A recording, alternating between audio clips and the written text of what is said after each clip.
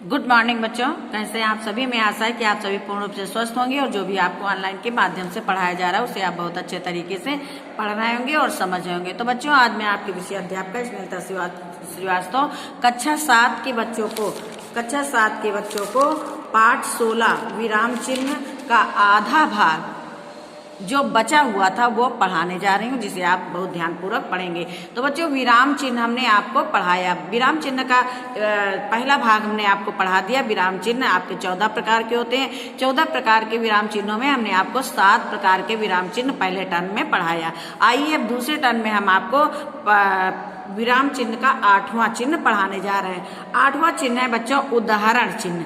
उदाहरण चिन्ह ये देखिए इस प्रकार होते हैं, जिनको इंग्लिश में इन्वर्टेड कॉमा भी कहते हैं। अब ये जो है अक्षर लिखने के ऊपर लगाए जाते हैं। जहाँ किसी का इसका जो है परिभाषा है, जहाँ किसी का कथन ज्यों का त्यों उद्धृत किया हो वहाँ उदाहरण चिन्ह का प्रयोग किया जाता है। ज्यों का त्यों मतलब कि जैसे जवाहरलाल नेहरू ने कहा था आराम हराम है, ठीक है, जो जैसा करेगा वैसा भरेगा। यहाँ पे हम उदाहरण चिन्ह का प्रयोग करते हैं।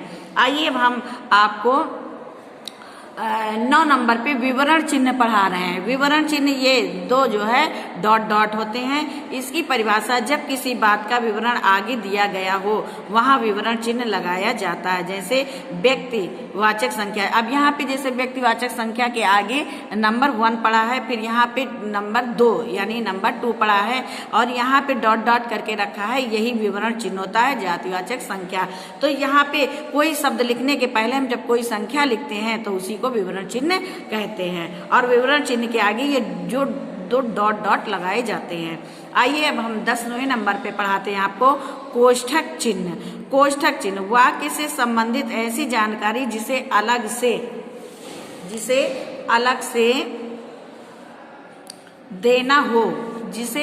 देना हो उसे कोष्ठक में दिया जाता है। कोष्ठक का प्रयोग प्रायः वाक्य के बीच में होता है। जैसे पिता क्रोधित होते हुए, मैं तुमसे बहुत नाराज हूँ। अब यहाँ पे पिता शब्द है और ये क्रोधित हुए ये एक अलग शब्द है, मैं तुमसे बहुत नाराज हूँ, यानी कि ये पिताजी का जो है भाव है, वो क्रोधित होते हुए कह रहे हैं कि मैं तुमसे बहुत नाराज हूँ। तो ये क्रोधित होते हुए को यहाँ पे जो है कोष्ठक में बंद किया गया है, तो ये कोष्ठक चिन्ह है। आइए इसके बाद हम आपको बताते हैं हस्पद चिन्ह।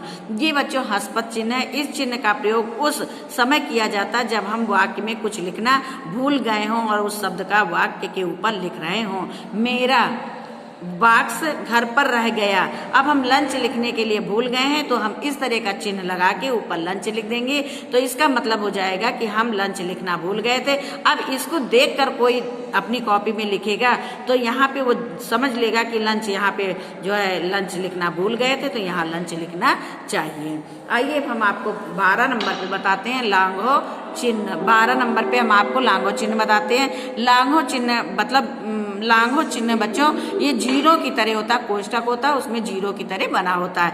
जब शब्दों को संक्षिप्त में लिखा जाता है तब ये चिन्ह प्रयुक्त किया जाता है। हम किसी भी शब्द को संक्षिप्त में लिखते हैं तो उसे यानी कि विस्तार में नहीं लिखते हैं, संक्षिप्त में लिखते हैं तो उसे लांघो चिन्ह कहते हैं। जैसे ये पंडित है, ये पंडित इस तरह, ये तो संक्षिप्त में लिखा गया पंडित, लेकिन जब इसको हम जो है मतलब कि जैसे हम बड़ा रूप लिखते हैं विस्तार में पंडित, तो उसका संक्षिप्त रूप हो जाता है इस तरह पंडित। स्वर्गीय, ये तो हम विस्तृत रूप में लिखते हैं स्वर्गीय, और हम संक्षिप्त में लिखते हैं यानी छोटे रूप में लिखते हैं तो ये होता है स्वर्गीय। इसी तरह जैसे हम डॉक्टर लिखते हैं, ये हम लिखते हैं डॉक्टर।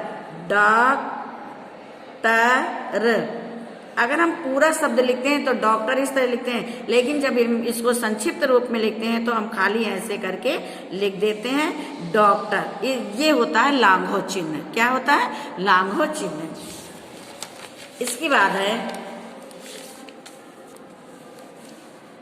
इसके बाद है विस्मरण चिन्ह।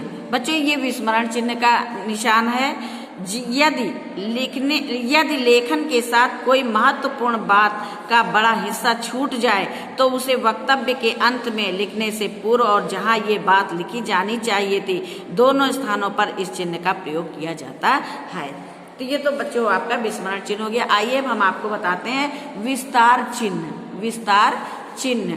बच्चों विस्तार चिन्ह में क्या होता है, डॉट डॉट करके होता है। जब किसी गीत या कथन को आगे के समय पुनः पुनः बोला जाता है तो लेखन में वहाँ विस्तार के संकेत चिन्ह यानी डॉट डॉट का प्रयोग होता है।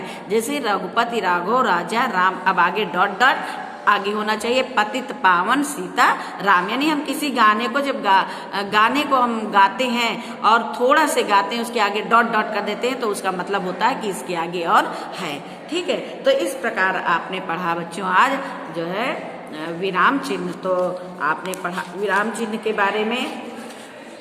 विराम चिन्ह यानी कि बोलते, आइए हम आपको पुनः पढ़ाते हैं विराम चिन्ह की परिभाषा कि बोलते या पढ़ते समय भावों की स्पष्टता के लिए वाक्यों के अंत या मध्य में जो विराम आते हैं उन्हें लिखते समय जिन चिन्हों का प्रयोग किया जाता है वे विराम चिन्ह कहलाते हैं। बच्चों विराम चिन्ह 14 प्रकार के होते हैं। तो आपने सभी विराम चिन्हों के बारे में पढ़ा। हमें आशा है कि आपको सारे विराम चिन्हों के बारे में पता चल गया होगा। अब जब आप पाठ पढ़ते हैं और पैराग्राफ पढ़ते हैं तो पैराग्राफ में पूरे पैराग्राफ में कुछ न कोई चिन्ह जरूर आते हैं। आपके पूर्ण विराम आते हैं, प्रश्नवाचक चिन्ह आते हैं और अल्प विराम आते हैं, विस्मयादि बोधक चिन्ह आते हैं, योजक चिन्ह आते हैं। तो जब इस प्रकार के चिन्ह आया करें तो आप समझ जाइए कि यहाँ पे ये चिन्ह है।